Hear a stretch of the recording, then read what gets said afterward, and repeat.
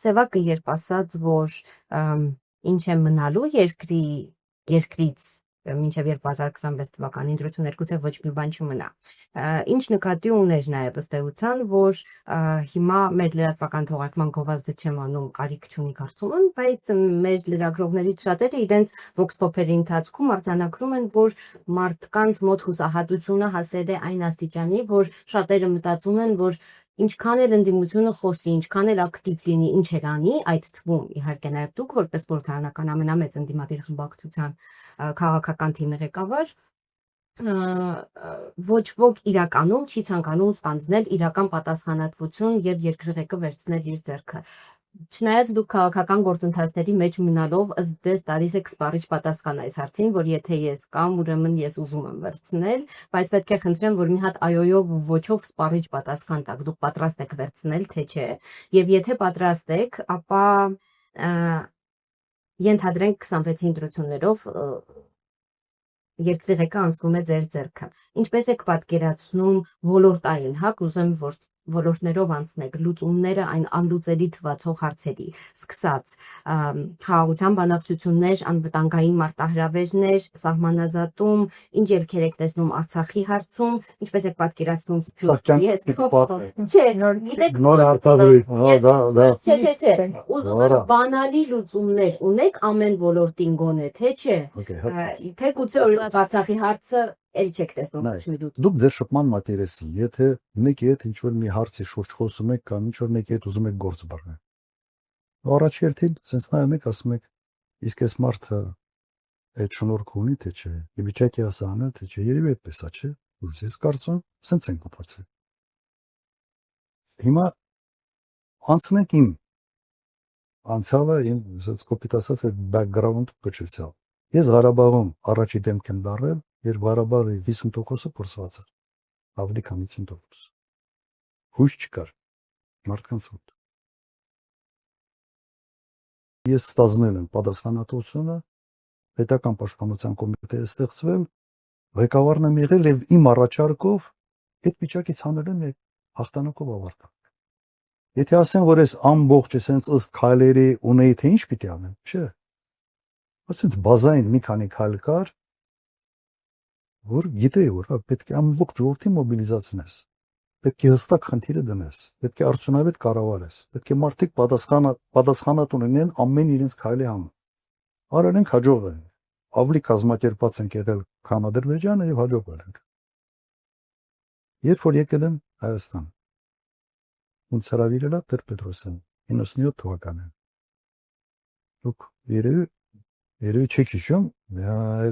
տարիքի առումով վիճակը խայտառակ էր։ 9-10 ամսվա աշխատավարձի թոշակների պարտքեր, թոշակների նույնիսկ մի տարի էր։ Հիմա մի քանի ամսում ոչ միայն պարտքերը փակեցի, դրանից հետո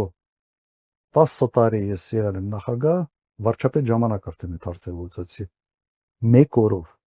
ֆինանսավորում չի ուշացել, ոչ աշխատավարձ, ոչ թոշակի, ոչ մի բան։ Այդ կարգապահությունը եղել է։ Հիմա իմ կոպիտ ասած անցյալը հուշում է, որ ես ի վիճակի եմ ճգնաժամային իրավիճակներում արդյունավետ կառավարել, ինչ որ հաջողության հասնել։ Հիմա եթե մի ուրիշ մարդ կա, ով նման բան ունի, նման կենսագրություն ունի, ես գնամ այդ մարդու համար, ես ինքս կվերկեմ։ Ես ուրախ կլինեմ իմ ազատ կյանքով ապրելու։ Հիմա ես ասում եմ, ես այն մարդն եմ, որ կարող եմ այս հարցերը լուծել։ Չեք ուզում հարցերը լուծվի, գնացեք, ուզում եք քվերկեք, ուզում եք հարցերը լուծվի, քվերկեք։ Սենց ալի։ Ու ես ինքնաբան մարդ եմ։ Սա այն դեպքը չի, որ ինձ դա պետք է ինչ-որ բանի համար։ Ոչինչ բանի համար։ Ինձ համար սա այսօր հակառակը ծանր բեռ է լինելու։ Հիմա գիտեմ ոնց պետք է անել, թե ոչ։ Ընդհանուր այո, որ ասեմ ամեն մի կետերով, ծրագրերով, իհարկե չէ։ Դրա համար թիմ պիտի հավաքես, որոնք մասնագիտորեն բացի ես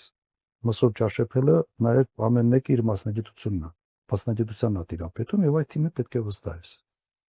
Հիմա լավ, ես միգուցե ավարտեմ այսպեսի մի բանով, մի միտք ասեմ, Ես չեմ այդ մտքի եղանակը, վերջում կասեմ, ո՞վ է այդ մտքի եղանակը։ Ընդհանրապես կա այսպիսի մոտեցում, որ երբ տգետը դառնում է առաջի դեմք, թագավոր ալնում, թե ինչ ալնում,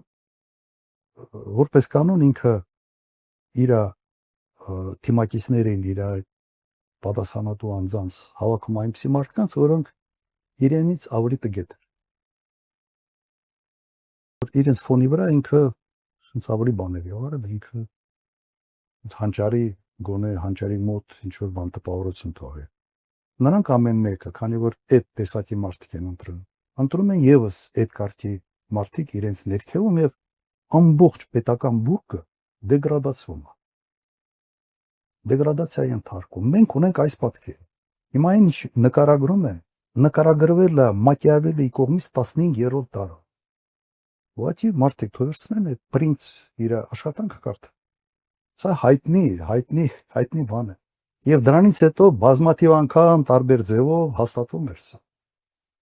Մենք մեր ամենից մեծ խնդրեմը Հայաստանում կառավարման խնդրեմ է։ Այդ պատասխան հիմնական հարց է։ Կառավարման խնդրեմ է, մարդիկ չգիտեն, sense փորձ ունեն։ Այդ բան կարը